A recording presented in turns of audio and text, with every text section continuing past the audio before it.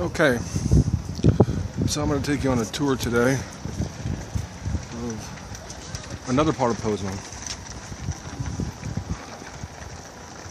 and show you some of its other historical places. A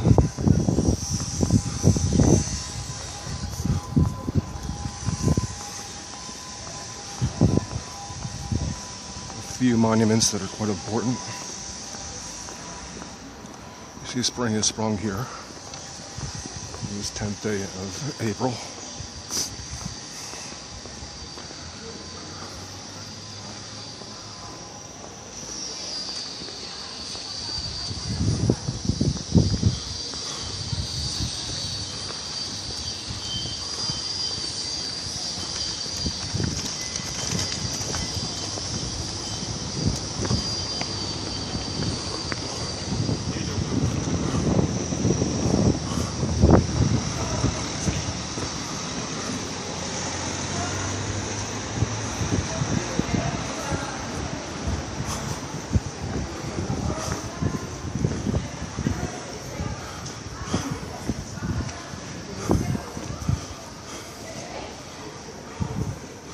It's the Austrian consulate apparently over there.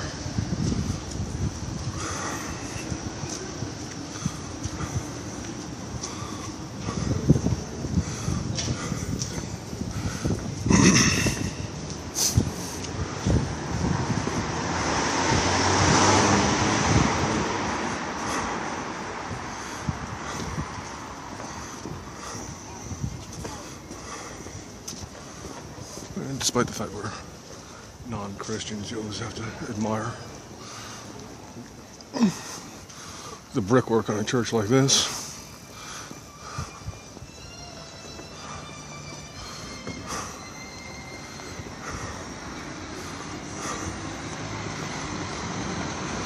It's actually too clean right now. They must have just cleaned it. It looks better when it's more red and worn. Orange now.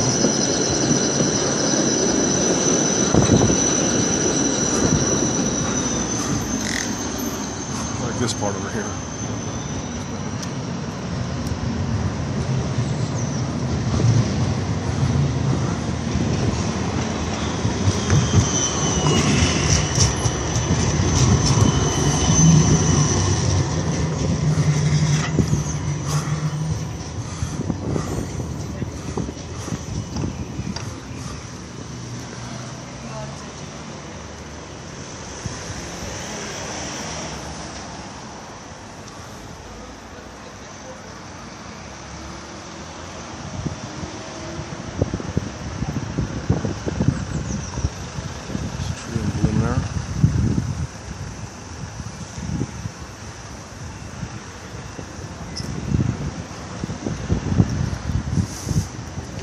And that's actually the medical school, or one of the main buildings.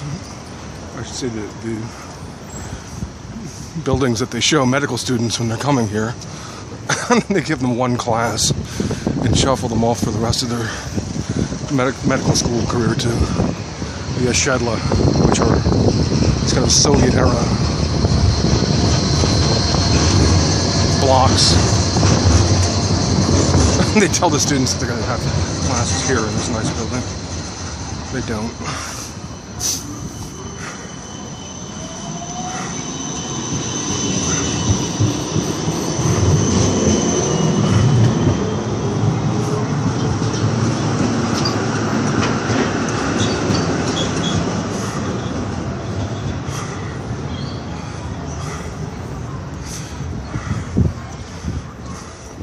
Coming up behind the Zamek. It's one of the newest castles in Europe. During World War II, the Nazis fixed it all up in anticipation that Hitler would spend time here when he was in Poznan. He never did spend any time here. He passed through Poznan like one day. Got off the train, looked around the Rennick once, and left. But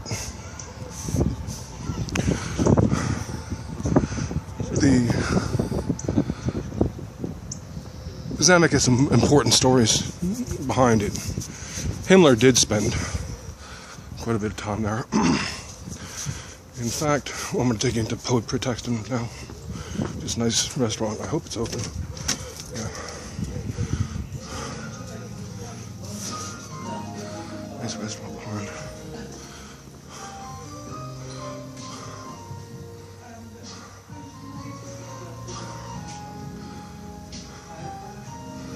These nice chairs I have.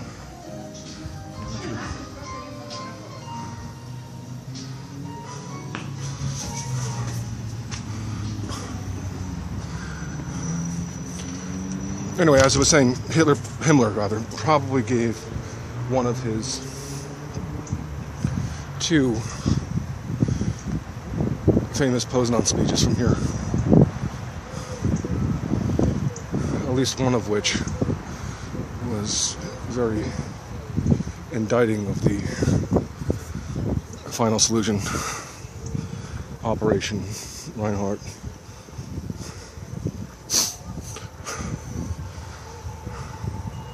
Sorry, Carolyn.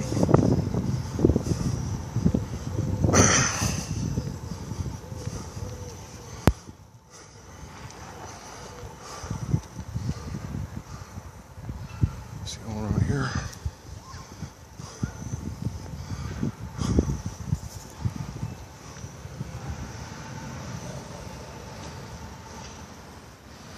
Is it working? I hope. I can barely see the screen. Yeah, it's working. Because it's bright out today.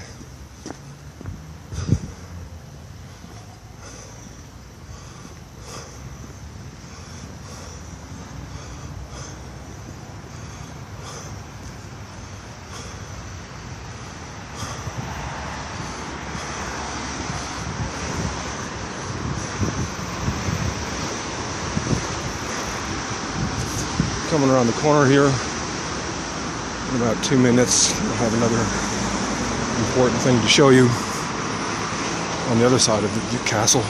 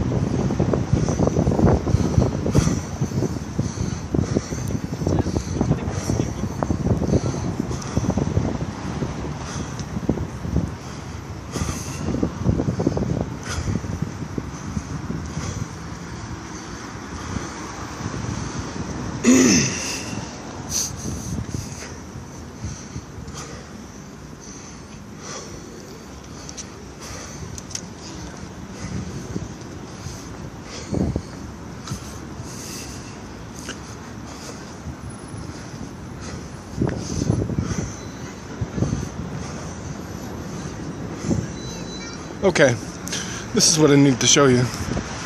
This is where they have the story of the three Polish cryptographers who made the initial cracks on the Enigma code, the Nazi secret message machine.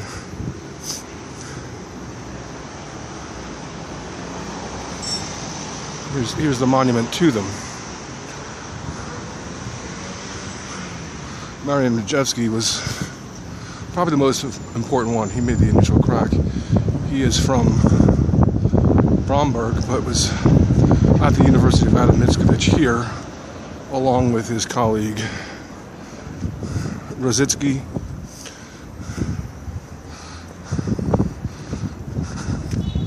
and Zagalski, who also did important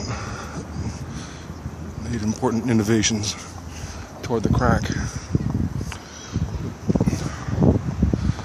The Enigma machine was smuggled down from the Gdansk post office one night in the early 30s, and they took it apart here in the basement of the Zamek, and that helped them to make the initial cracks to the cipher. There's a picture of the Enigma machine. Just before the start of the war, the Nazis added a few more wheels to the machine. So to crack it again took some doing. That's when electric parts stepped into action.